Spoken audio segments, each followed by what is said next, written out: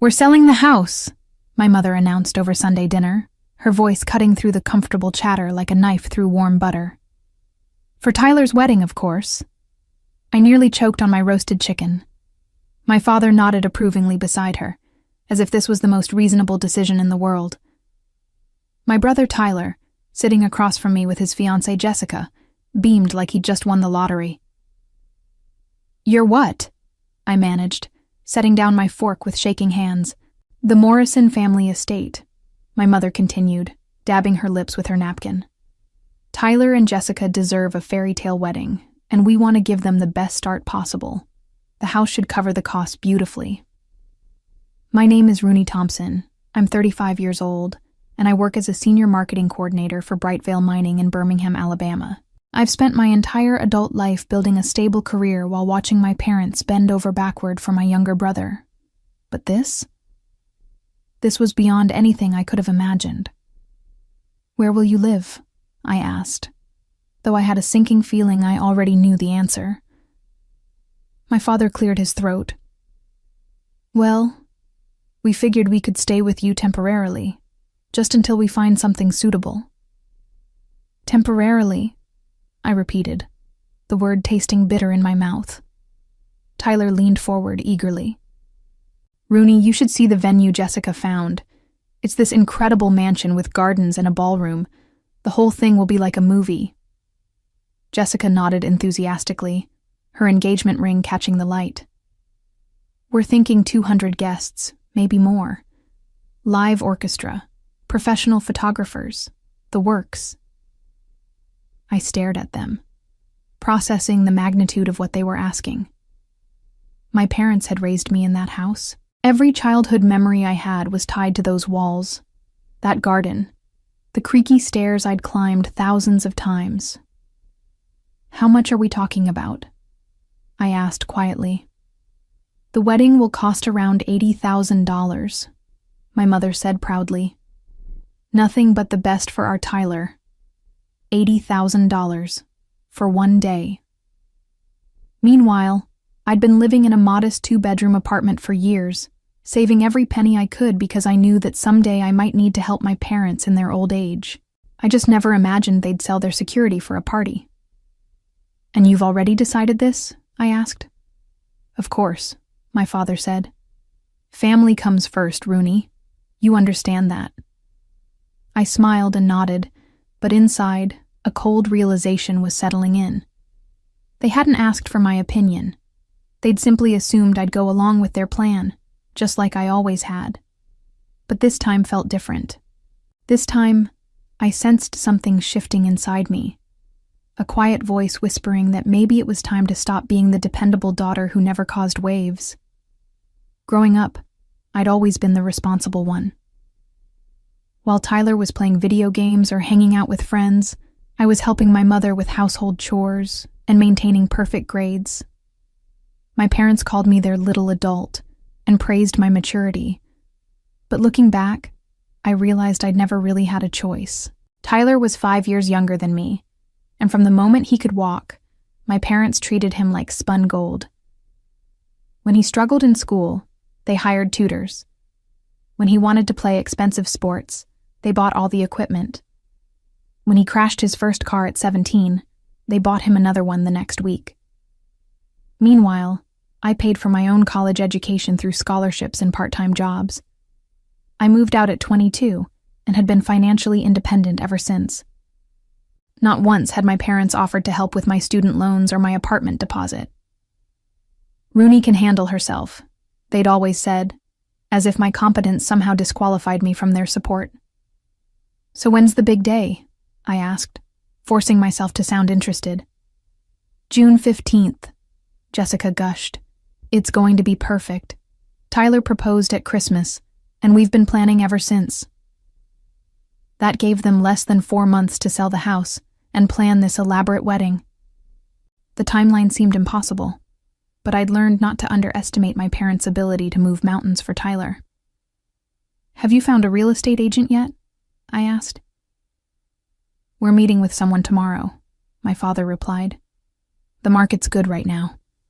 We should get a fair price." I knew the house was worth at least $120,000, probably more given the recent improvements they'd made. The idea that they'd blow most of that on a single day made my stomach turn, but I kept my expression neutral. "Well," I said carefully, "I hope everything works out." Tyler reached across the table and squeezed my hand. "Thanks, sis. I know this is a big change, but you'll love having Mom and Dad around more." I squeezed back, even as warning bells rang in my head. Having my parents around more was exactly what I'd been trying to avoid for the past 13 years. I loved them, but I also knew their expectations. They'd expect me to cook for them, clean up after them, and restructure my entire life around their needs. "Of course," I said, my smile feeling more forced by the minute. "We'll make it work." As dinner wound down and we moved to the living room for coffee, I found myself really looking at the house for the first time in years. The family photos lining the mantelpiece, the worn spots on the hardwood floors where we'd played as children, the kitchen window where my mother had always stood washing dishes. Soon, all of this would belong to strangers. Something was definitely wrong with this picture, but I wasn't quite ready to name what it was. 2 weeks later, I was sitting in my office reviewing quarterly marketing reports when my phone buzzed with a text from my mother. "House showing went great. 3 offers already. Tyler's wedding is going to be amazing." I stared at the message, feeling that familiar knot forming in my stomach. The reality was setting in faster than I'd expected. I typed back a brief congratulations and tried to focus on my work, but my mind kept wandering. That evening, Tyler called me directly. "Rooney, you won't believe it. Mom and Dad got an offer for $130,000. They're accepting it." "That's wonderful," I said, though wonderful wasn't the word I'd have chosen. "The closing is in 3 weeks. Mom wants to know if they can start moving some stuff to your place this weekend." I paused, looking around my carefully organized apartment. My 2-bedroom space was comfortable for 1 person, but adding 2 more people would be like shoving 3 elephants into a phone booth. "This weekend?" I asked. "Just some clothes and personal items," Tyler assured me. "The buyers want to move in pretty quickly, so Mom and Dad need to be out by the 1st of next month." "Tyler, can I ask you something?" "Sure. Have you thought about what happens after the wedding? I mean, where Mom and Dad will live long-term?" There was a pause. "I figured they'd stay with you until they found something." "Why? Is that a problem?" The casual way he said it, like my entire life was disposable, like my space and privacy meant nothing, hit me harder than I'd expected. "It's just that my apartment is pretty small," I said carefully. "Come on, Rooney. You've got 2 bedrooms. And it's only temporary." Only temporary. Those words echoed in my head long after we hung up. I'd heard them before. When Tyler had stayed with me for just a few weeks after college graduation. When my parents had needed help with their taxes and ended up camping in my living room for a month. Temporary in my family's vocabulary seemed to mean indefinite. I walked to my kitchen window and looked out at the city lights of Birmingham. I'd worked so hard to build this life, this sanctuary.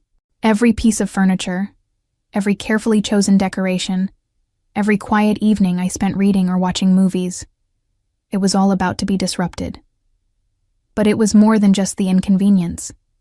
It was the assumption that I'd just go along with it, that my life was somehow less important than Tyler's dreams. They'd sell their house for his wedding and expect me to pick up the pieces afterward.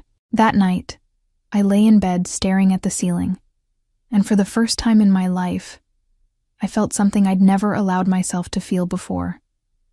Anger. Real, deep, burning anger at the unfairness of it all. I'd been the good daughter for 35 years. Maybe it was time to try something different, but I wasn't ready to act on that anger just yet. Instead, I smiled and began to plan. The following Saturday morning, my doorbell rang at 8 a.m. sharp. I opened it to find my parents standing there with enough suitcases and boxes to outfit a small army. "Surprise!" my mother chirped, pushing past me with an armload of hanging clothes. We thought we'd get an early start. My father followed with a stack of boxes labeled kitchen essentials, bedroom items, and important papers. Behind them, Tyler was unloading even more boxes from his truck. "I thought you said just some clothes and personal items," I said, watching in horror as they began colonizing my living space. "Well, we got a little carried away," my mother admitted, hanging her clothes in my coat closet. "But this is so exciting. It'll be like old times." I highly doubted that. Old times hadn't involved sharing a bathroom with my parents or having my mother rearrange my kitchen because she didn't approve of my organizational system. Within 2 hours, my apartment was unrecognizable. My mother had taken over the kitchen, reorganizing my cabinets and declaring that my coffee maker was inadequate for 3 adults. My father had claimed my home office as his temporary command center, spreading his paperwork across my desk and connecting his ancient computer to my internet. "Where am I supposed to work?" I asked, staring at my displaced laptop. "You can use the kitchen table," my mother suggested cheerfully. "It'll be cozier." Cozier wasn't the word I'd use. By noon, I felt like a stranger in my own home. My parents had settled in with the confidence of people who'd never doubted their welcome. "Tyler's picking out his tuxedo this afternoon," my mother announced over lunch. "Jessica's dress cost $3,000. Can you imagine? But she looks like a princess in it." $3,000 for a dress she'd wear once.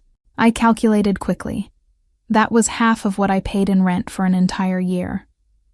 "Speaking of money," my father said, "we might need to borrow a little from you to cover some of the wedding expenses, just until everything sells." I nearly choked on my sandwich. "Borrow money? I thought the house sale was covering everything." "It is, mostly," my mother said quickly. "But there are some extra costs we hadn't planned for. The flowers alone are running $1,500 more than we expected." "How much do you need?" I asked, though I was already dreading the answer. "Maybe 5,000, my father said, as if it were pocket change. "Tyler's bachelor party is going to be in Las Vegas, and we want to help with that too." $5,000 for a bachelor party. I felt the blood rushing to my face. "And of course, we'll pay you back as soon as the house closes," my mother added. "The house already sold," I pointed out.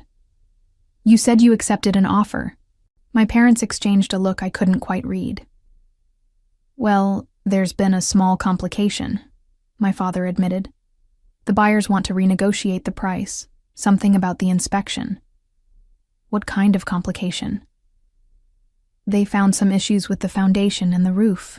Nothing major, but they want us to lower the price by $20,000. $20,000. Suddenly the math wasn't working anymore.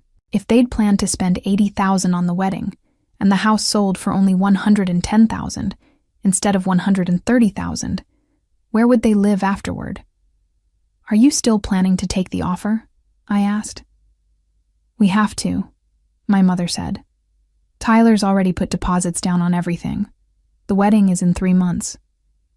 I looked around my crowded apartment, understanding dawning on me like a cold sunrise. This wasn't temporary. They'd burned their bridges and expected me to be their safety net, not just for a few weeks, but indefinitely. The responsible daughter in me wanted to say yes, to write the check and solve their problems. But something else, something harder and angrier, was stirring inside me. The next few weeks blurred together in a haze of wedding planning chaos and increasingly crowded living conditions. My parents had officially moved in, claiming they needed to be out of the house for showings and inspections, but it was becoming clear that they had no concrete plans for moving out. Every morning, I woke up to find my mother reorganizing something else in my apartment. She'd rearranged my bathroom cabinet, declaring my skincare routine too complicated, and had started cooking elaborate meals that left my kitchen looking like a disaster zone. My father had commandeered my coffee table as his secondary workspace, spreading wedding vendor contracts and budget spreadsheets across every available surface. The $5,000 they'd asked to borrow had somehow become $7,000, then $10,000, as more unexpected expenses kept cropping up. "The caterer needs a deposit by tomorrow," my mother announced one Tuesday evening as I tried to eat my dinner in peace. "It's only another $3,000. Only," I repeated, setting down my fork. "Tyler's so stressed about everything," she continued, oblivious to my tone. "This wedding needs to be perfect. He's our only son, and Jessica's family has such high standards." That was news to me. Every time I'd met Jessica's parents, they seemed like perfectly reasonable middle-class people. They weren't the ones demanding an $80,000 wedding. "What about after the wedding?" I asked. "Have you looked at any apartments?" My parents exchanged another one of those looks. "Well, we thought we might stay here a little longer," my father said carefully. "The wedding expenses have eaten into our down payment fund." "How much longer?" "Maybe 6 months, just until we get back on our feet." 6 months. I felt something inside me snap. "Dad, my lease renewal is coming up next month. If you're staying 6 months, I need to know so I can plan accordingly."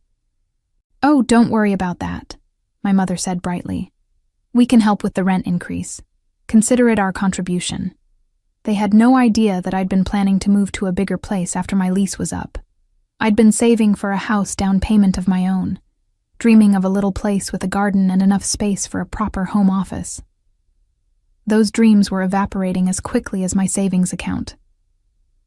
That weekend, Tyler stopped by to show off his wedding rings. He seemed oblivious to the tension in the apartment, chattering excitedly about the bachelor party plans and the honeymoon in Italy that my parents were also helping to fund. "Rooney, you're the best for letting Mom and Dad stay here," he said, giving me a hug. "I know it's cramped, but think of all the memories you're making." Memories. That was one way to put it. After he left, I found myself standing in my bedroom, the only space in the apartment that still felt remotely mine, and making a decision I'd been avoiding for weeks. I pulled out my laptop and started researching. Property management companies, rental agreements, tenant rights. I spent hours reading about legal protections for leaseholders and the process for adding unauthorized occupants to rental agreements. What I discovered was illuminating. My parents had been living in my apartment for over a month without being on the lease. My landlord could technically evict all of us if he found out. Moreover, if they stayed 6 months as planned, they might be able to claim tenant rights, making it nearly impossible for me to ask them to leave. I was trapped, and they either didn't realize it or didn't care. But I was done being the accommodating daughter. It was time to remind my family that actions had consequences, and that their safety net might not be as secure as they thought. The breaking point came 3 weeks before Tyler's wedding. I came home from work to find my mother hosting what appeared to be a full bridal shower planning committee meeting in my living room. 8 women I'd never met were crowded around my coffee table, making decisions about centerpieces and party favors. "Rooney," my mother exclaimed when she saw me. "Perfect timing. These are Jessica's aunts and cousins. We're finalizing the bridal shower plans." I stood in my own doorway, holding my briefcase and staring at the invasion of strangers who were eating off my dishes and using my furniture as their personal planning headquarters. "The shower's going to be beautiful," one of Jessica's aunts gushed. "Your mother has such wonderful ideas." "We're thinking of having it here," my mother added casually. "It's so convenient, and the space is just perfect for 30 guests. 30 guests, in my apartment, for a party I hadn't agreed to host. "Mom, could I speak with you privately?" I asked, my voice carefully controlled. "Of course, honey. Ladies, could you excuse us for just a moment?" I led my mother to my bedroom and closed the door. "You can't host a bridal shower here without asking me first," I said quietly. "Oh, don't be silly. It's just family. 30 people isn't just family. And this is my apartment. I have to live here." My mother's expression shifted, and for the first time, I saw a flash of something that looked like annoyance. "Rooney, I understand you're feeling overwhelmed, but this is important. Tyler's wedding is the most important day of his life, and we all need to support him. I am supporting him. I've lent you $10,000, given up my home office, and let you take over my entire life, but I draw the line at hosting parties I didn't agree to. It's one afternoon, my mother said, her voice getting sharper. Surely you can be flexible for your brother's sake. What if I said no? The question hung in the air between us. My mother stared at me as if I'd suggested something completely unreasonable. Well, I suppose we'd have to find somewhere else, she said finally.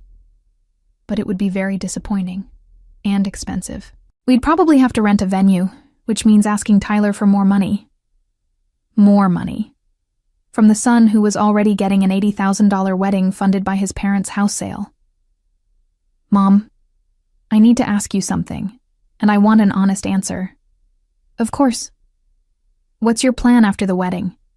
Specifically, where are you going to live? Another pause. Longer this time. We're working on that, she said carefully. Working on it how? Have you looked at apartments? Put in applications? Set aside money for deposits? Rooney, why are you being so difficult about this? I'm not being difficult. I'm asking reasonable questions about my own living situation. My mother sat down on my bed, and for the first time since this whole ordeal began, she looked tired. The truth is, we spent more on the wedding than we planned, and with the house selling for less than we expected, we don't have enough left over for a proper place. How much do you have left? After all the wedding expenses, maybe $15,000. $15,000. In Birmingham, that might cover a security deposit and a few months' rent, but not much more. Certainly not enough to furnish a new place or handle unexpected expenses. So your plan is to live with me indefinitely, I said. Just until we figure something else out. I looked at my mother, really looked at her, and realized that for the first time in my adult life, I was seeing her clearly. She wasn't the selfless family matriarch I'd always believed her to be. She was someone who'd made impulsive, financially irresponsible decisions and expected other people to clean up the mess. It was time to stop cleaning up messes that weren't mine to fix. The next morning, I did something I'd never done before in my entire relationship with my family. I took control. I started by calling my landlord, Mr. Peterson, and explaining the situation honestly. As I'd suspected, having unauthorized long-term guests was a violation of my lease agreement. He gave me two options: add my parents to the lease with an additional deposit and increased rent, or have them out within 30 days. I'll need them out, I told him.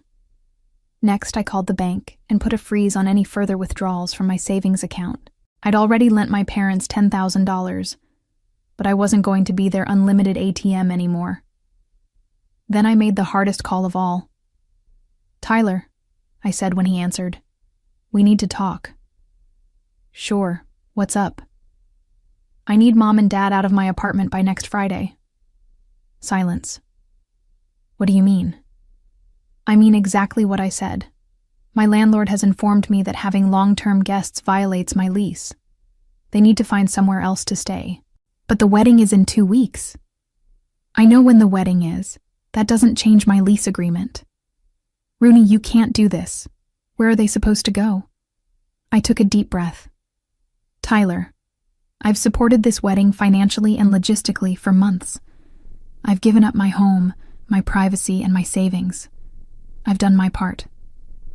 But they're our parents. Yes, they are. They're your parents too. Figure it out. You're being incredibly selfish, Tyler said, his voice rising. This is the most important day of my life. And every day is important in mine, I replied calmly. I won't be guilted into giving up my entire life for your wedding anymore. I hung up before he could respond. My hands were shaking, but I felt something I hadn't felt in months: relief. The reaction was swift and predictable. Within an hour, my phone was buzzing with angry calls and texts from my parents, Tyler, and even Jessica. My mother showed up at my office that afternoon, tears streaming down her face. "How could you do this to us?" she demanded. "We're family."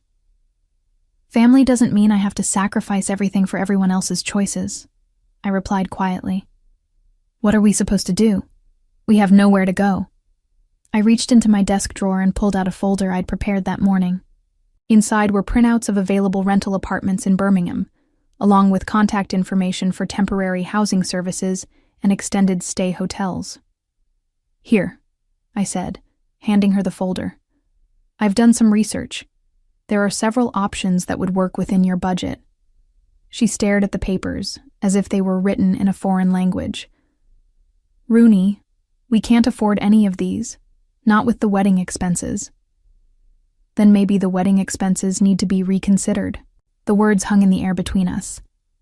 For the first time in this entire ordeal, I'd said what we were both thinking, that maybe an $80,000 wedding wasn't worth making the entire family financially unstable.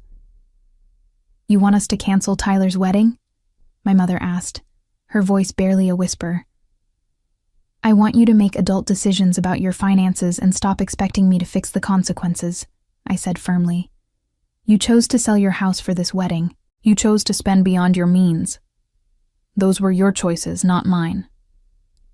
My mother looked at me as if she was seeing me for the first time.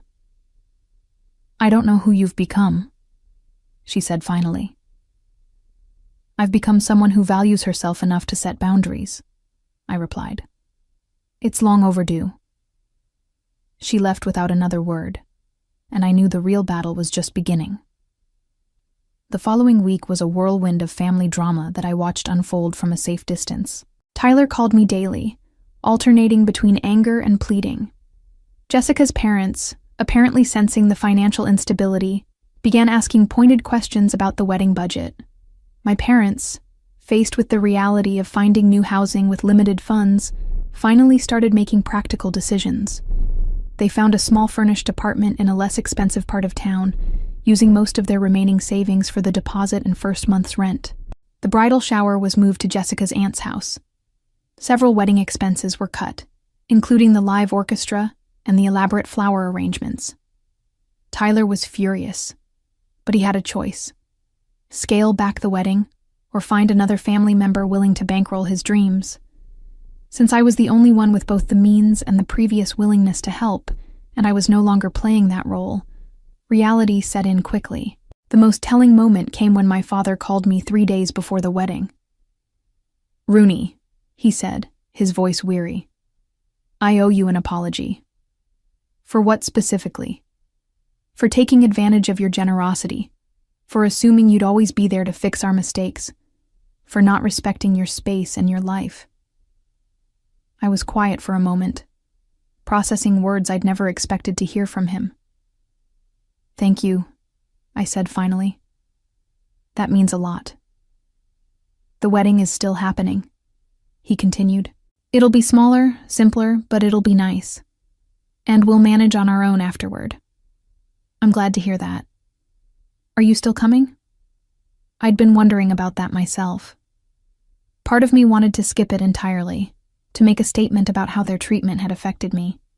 But another part of me, the part that still loved my brother despite everything, wanted to be there for his actual moment of happiness. "Yes," I said. "I'll be there." The wedding day arrived with typical June weather in Birmingham, hot and humid with afternoon thunderstorms threatened. The venue was still beautiful, just smaller than originally planned. Tyler looked handsome in his tuxedo, and Jessica was radiant in her $3,000 dress. During the ceremony, I found myself thinking about family and sacrifice, and the difference between supporting people you love and enabling their poor decisions. I'd spent so many years believing that love meant saying yes to everything, that boundaries were selfish. But watching Tyler and Jessica exchange vows, seeing my parents sitting together in the front row of their more modest venue, I realized that sometimes the most loving thing you can do is force people to face reality. After the reception, Tyler found me by the parking lot. "Rooney," he said, looking sheepish. "I owe you an apology too." "What for?" "For taking you for granted. For assuming your life was less important than mine. for never considering what all of this cost you.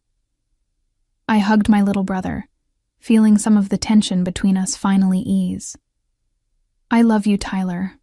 I always will. But I won't be your family's unlimited safety net anymore. I understand, he said. And I respect that. As I drove home that evening to my quiet, organized apartment, my space, my sanctuary, my life reclaimed, I felt something I hadn't experienced in months. Peace. My parents found their footing in their new apartment and learned to live within their actual means. Tyler and Jessica settled into married life with a more realistic understanding of finances and family boundaries. And I kept my savings, my space, and most importantly, my self-respect.